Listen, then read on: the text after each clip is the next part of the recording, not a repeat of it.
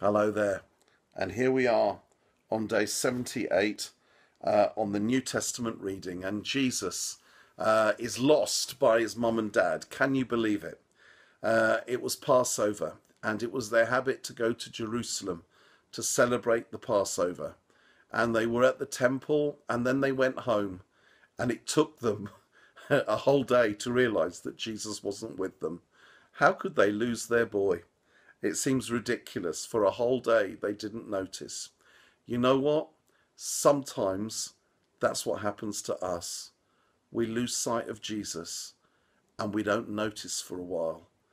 And then we have to retrace our steps. And that's what they did. And it took them 3 days to find him.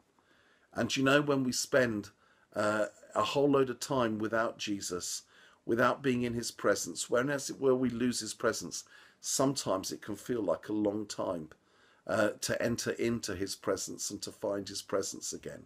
But they found Jesus when he was 12 at the temple, and he was asking questions of the rabbis and the teachers of the law, and everyone marveled at his questions.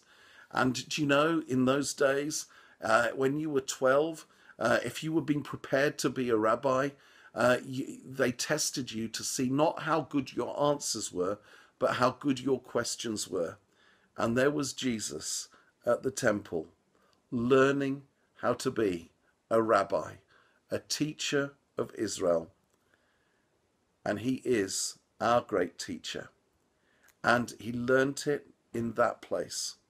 And his parents found him, and they said to him, they said, "Son," his mother said, "what have you done to us? Do you not realize how anxious we were?"